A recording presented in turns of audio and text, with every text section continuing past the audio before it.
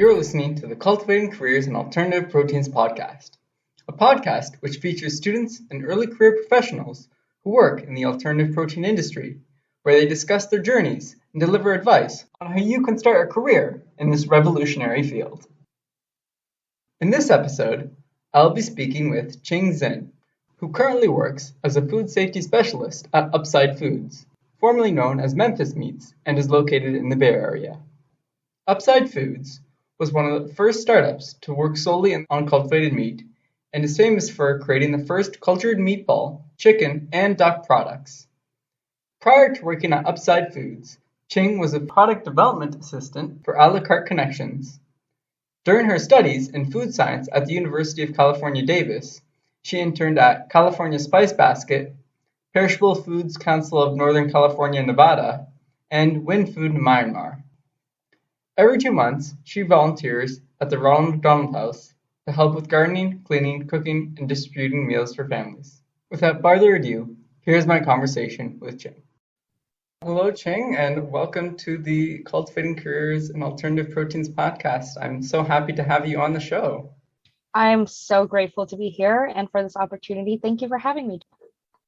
So, as always, I'd like to ask my guests, what inspired you to get into the alternative protein space? Mine is a little bit of a unique approach, I would say, because I was in the food science space, but I didn't have any direction like grads and seniors. I was still figuring out what I wanted to do with my life, where I wanted to be, and the next steps. So a few months before I graduated, my country, where I was born and raised, Myanmar, was seized by the military and declared a coup. And as an international student, it kind of posed a tough challenge for me because, number one, it's very mentally draining to have family back home and having to worry about their safety and your friends and all these things. So I was not in a great spot because, like with graduating, there's that stress of having to figure out life, but also having to figure out personal things. So I was in a very tough spot, but I also kind of call it like a blessing because it pushed me to get out of my comfort zone, to be able to be comfortable with the uncomfortable. I kind of went into a deep dive of self-discovery and what I wanted to accomplish in my own life. I wanted to focus my energy on making my time in school count and also my time in this country count. And so I started looking at different industries and different food companies. Around the time that I was graduating, I wanted to see what the future of food would be. So my background, like I said, is in food science, and I loved every aspect of it: food laws, product development, manufacturing. It's such a great way to interact with something that's so vital in our life. What inspired me was just the need for a change. A lot of people are very used to the variety of foods that we see in grocery stores. When I first came to America, walking down those huge aisles and seeing all these products, it's so amazing because you're just like, wow, I can try this and that. And food brings people together. And so you get to talk about all these different things, but a lot of the behind the scenes of what happens in food manufacturing isn't as widely known to the public and consumers. So being from a food science background, I had that knowledge. When I started working in the food industry, I was seeing a need for drastic changes in the way we perceive and interact with food on a daily basis. There are thousands of products that enter the market, which is being produced in similar ways with few changes made in the way we consume resources. What I mean by that is there's little changes in the way energy is being consumed in the industry, little changes in packaging materials, etc. Not only that, we need change to come from consumers. The food industry thrives on the demands of the market, and when consumers become educated and informed about this industry and how food works and how the food supply chain works, we can start seeing the demands shift. And that's one of the reasons why I wanted to work in alternative protein, is that from the education, I became more aware of the things I needed to do in my life to start seeing change. One day I was going into that deep dive of alternative protein and what's out there. I would always be on LinkedIn. I would always be looking at different websites. I found New Harvest, Good Food Institute, which is what every interested person gets their information from. And great resource, by the way. And I highly encourage anyone to go to these different places and look and learn. One day I got to see the UC Davis's Cultivated Meat Consortium. They had a short course on cultivated meats and alternative protein. And I was like, oh, this is really interesting. And then on the side, there was a flyer for a panel discussion, and it read, Innovative Women Changing the Global Future of Food.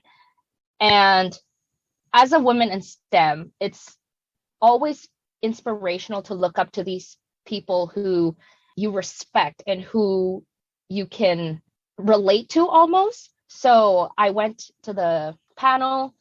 It was such a life-changing thing for me. I always tell this to people that I meet. It's crazy to see that all these women have broken through the barriers and have gotten to the stage that they are and have garnered the respect. And I want to be in that position one day. So that kind of set off the chain and me getting into the alternative protein space. And thanks to them, I found just a sense of motivation and push to keep going down this route. And that's how I got into the space. Wow. Yeah, that's a really unique story. I hadn't heard something along those lines before. So another story I'd like to hear about is your journey to Upside Foods. I came from food science background, and before going into university, I kind of had a intern role in a food company back in Myanmar where it was a snack producing facility. So they made wafers and cookies, and I was just a QA intern. I mostly shadowed people and looked at documents and got to collaborate with different teams, which was amazing. And then when I got to UC Davis, I was employed as a food safety assistant for the EHS program and got to see food safety on the retail side of things. And I worked there for 2 years, and it was an amazing experience. I got to help out with inspections, looking at different reports, and just developing that eye for food safety. After that, I had an internship with a startup in the Bay Area called California Spice Basket. So I worked as a food science intern in product development. I was doing a lot of different spice blends, understanding the functionality behind them. And then afterwards, I found a job as a product development assistant for a food science consultant called A La Carte Connections.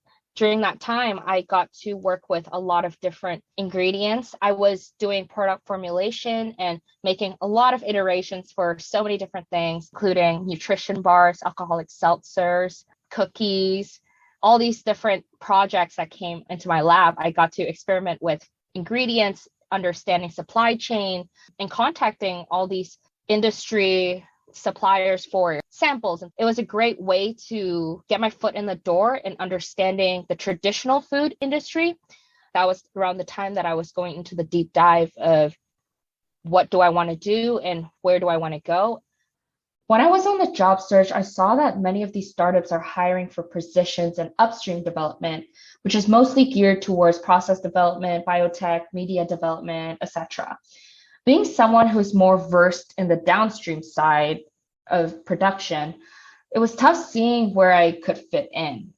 During this time, I saw that Upside Foods had a food safety role on its career page, and I immediately applied and interviewed for the position. I got to talk with the food safety team at Upside, and I started to piece together the cogs that help move the cultivated meat forward and making sure that we are accountable for what we're putting out. So a lot of people aren't really familiar with what food safety entails. So could you maybe explain more about what you do as a food safety specialist, what your day-to-day looks like? Yeah, I agree. I think that when we talk about cultivated meat, especially, there's a lot of ambiguity on what really goes behind the scenes of what kind of people are working towards making cultivated meat a reality. I think food safety plays a critical role because our industry has extra attention in terms of food safety because there's a lot of research and a lot of science happening that not a lot of people understand. So for me, as a food safety specialist, what we do is try to maintain and sustain a food safety culture within the company. I help build food safety programs like how you would in other traditional food manufacturing facilities. If you look at food safety 70 years ago, it was more reactive rather than proactive. And this shift has allowed for manufacturers to create risk-based systems like HACCP to ensure we control for food safety hazards. And what I would say food safety represents is we make sure these standards are in place at every level, allowing us to be accountable for producing safe products now and for the future. As markets become increasingly globalized with each passing year and with the population growing, the global food supply chain will only continue to increase in scale and complexity. Obviously, there's no product going out into the world yet. We're still waiting for a regulatory approval, but it's better to think ahead and be prepared, especially in this industry. Outside of what I'm doing as a food safety specialist, Upside Foods has a great engagement program. So I am involved in the wellness program and also the people engagement program where I get to help build Upside culture. And I think it's a great way to talk about why we do what we do and also doing it with everyone who's on board and who has the same idea of what we want to accomplish. Awesome. Wow. It seems like you're involved in a lot of different things. So that's really great and probably makes your day to day a little less mundane. Yeah, I would say mundane doesn't exist in this work environment. I love what I do and it's a great learning experience. It's exciting. I love the space and I love challenges and I love the excitement of having to do a lot of different things and learning processes and interacting with different people. So, yeah, I love what I do. It's always the old saying, if you love what you do, you never really work a day in your life. Exactly. So why is food safety so important in the alternative protein sector? And feel free to speak to maybe just the cultivated meat area if that's where you have more of experience. Food safety obviously is important for all foods, and we want to protect consumers from foodborne illnesses and injuries. And that is why the regulatory agencies are very stringent and strict with the rules and regulations that they have. With cultivated meats, there is a lot of different aspects that come into play with food safety. One of our goals for Upside Foods is to create a better food system, and that includes making meat in a way that addresses concerns related to food safety and nutrition. For instance, cultivated meat has the potential to improve public health. And a lot of people are familiar with foodborne illnesses, but not really in depth as a food science background people would be in terms of understanding what triggers these foodborne illnesses to occur. And that's where food safety comes in, is that we're controlling and putting all these policies and practices in place to prevent contaminations, to prevent harmful bacteria. With cultivated meat, we're producing meat in a clean, controlled environment, and we expect our products to have lower risk of carrying bacteria like salmonella. Another health risk is that the traditional farming industry and the meat production process has high doses of antibiotics in their industry. And the overuse of antibiotics contributes to the spread of antibiotic resistant superbugs, which can lead to future pandemic outbreaks. Of course, we don't want that. We can already tell what happens. We don't expect to use antibiotics at scale, so we reduce the risk of these future pandemics. And we as food safety, we advocate and we are the gatekeepers of our product and process and having that responsibility to keep consumers safe. Yeah, absolutely. And I remember reading a stat somewhere that 70% of all antibiotics are used in animal agriculture. And by the year 2050, it's expected that 10 million people each year will die due to antimicrobial resistance. These numbers are crazy. There's actually 420,000 people die every year worldwide from contaminated foods, which is a big number. And it's crucial to put food safety in the conversation when talking about cultivated meat. And I think collaboration in this space is very important. There is a lot of industries out there where we look at people who have the same products as competitors, but in a space like cultivated meat, I think we have to come together to solve these big challenges in our food system. I'm excited for the innovation and the collaboration, and I hope that we can come to a point where cultivated meat will be accessible for consumers. Yeah, same here. And I'll just briefly touch on the importance of food safety from the plant-based side of things based on my experience in the plant-based meat industry. Food safety is extremely important because a lot of consumers have this common misconception that plant-based products, because they don't have meat in them, they're a lot less likely to get salmonella or E. coli or other common pathogens found in meat products. But that's not necessarily the case. You can still get all of these pathogens in plant-based meat products. So it's really important that food safety is maintained throughout the entire process, because some consumers think that they can just eat these products raw because, oh, it's not meat, it's safe for me to eat raw. Well, that's not necessarily the case. Yes, and I definitely think education around this topic is crucial for a lot of consumers, especially with alternative protein, where we're going to have to let consumers know how to properly consume and what it is that we want them to know about our products. Most definitely. So, what do you like the most about your work in food safety? That is an amazing question because not only do I love my team and the people at Upside, but I really love that I'm helping make a difference in our food system for the betterment of the community.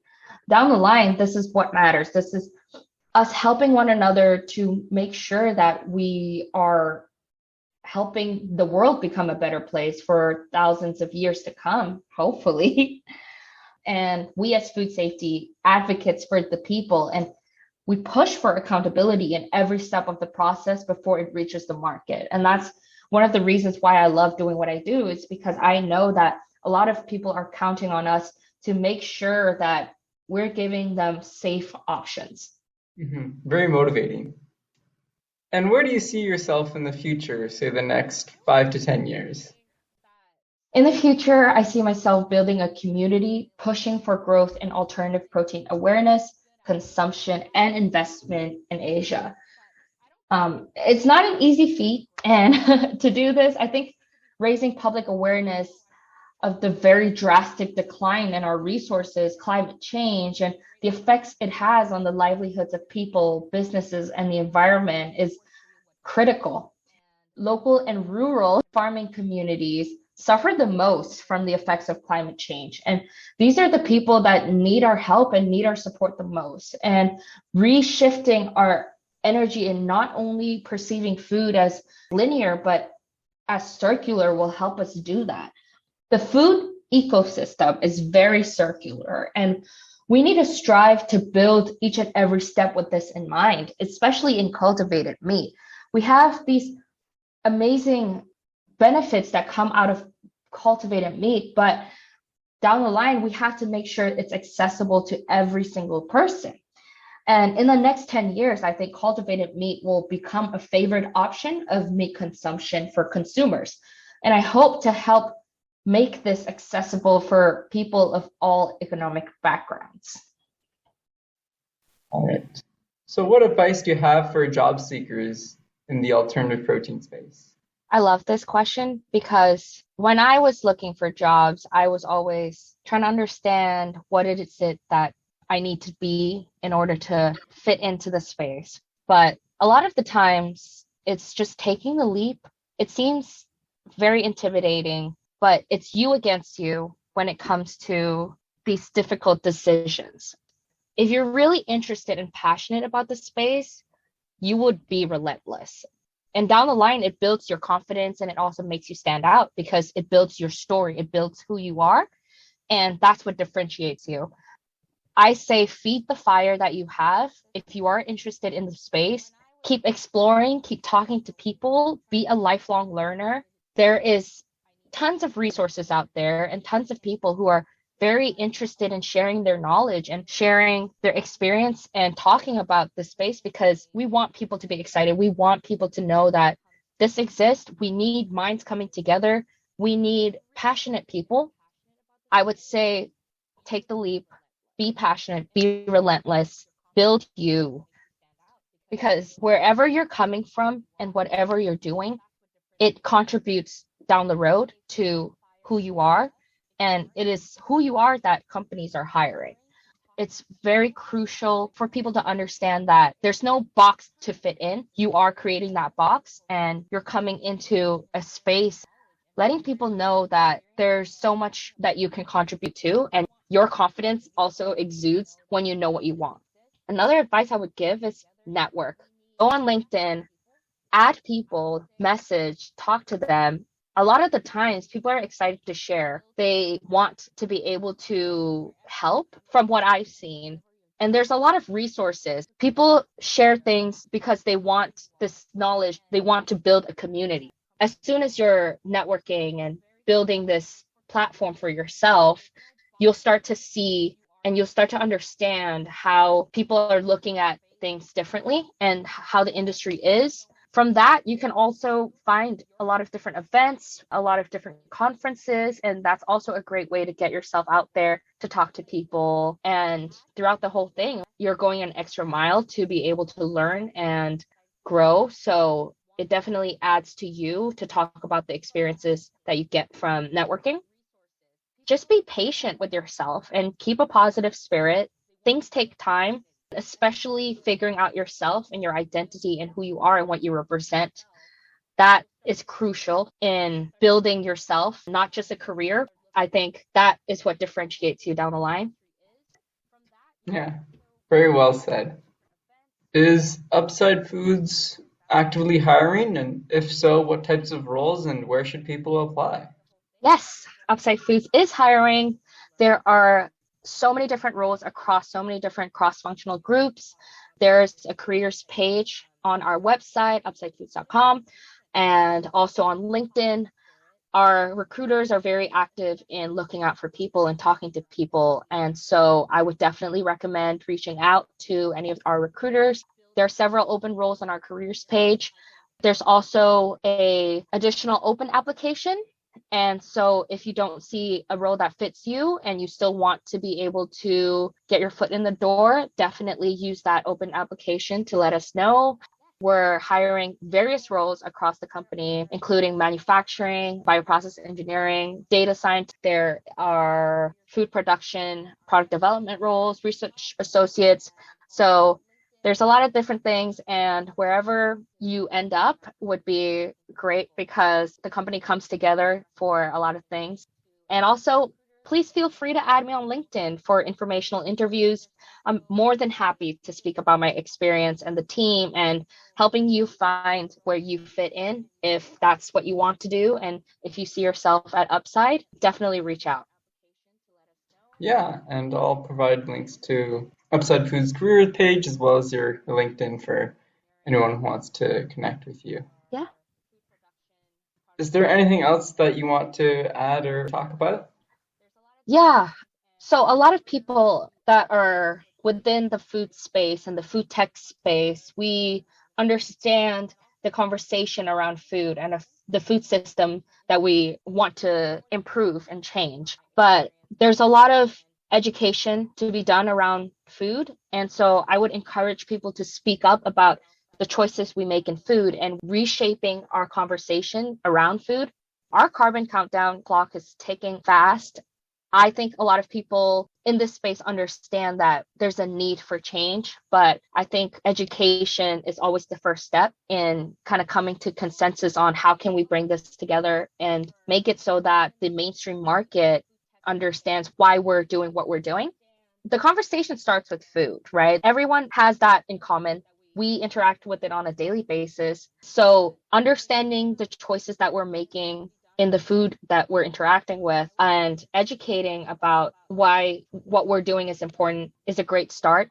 It also kind of keeps you motivated in talking about your passions, and hopefully you'll find why we're so passionate about this space. That's fantastic. Well, it's been such a honor and delight to have you on the show here. Thank you for taking the time to share your experience, and hopefully some listeners will follow in your footsteps or reach out to you and learn more about the alternative protein industry and how they can get involved.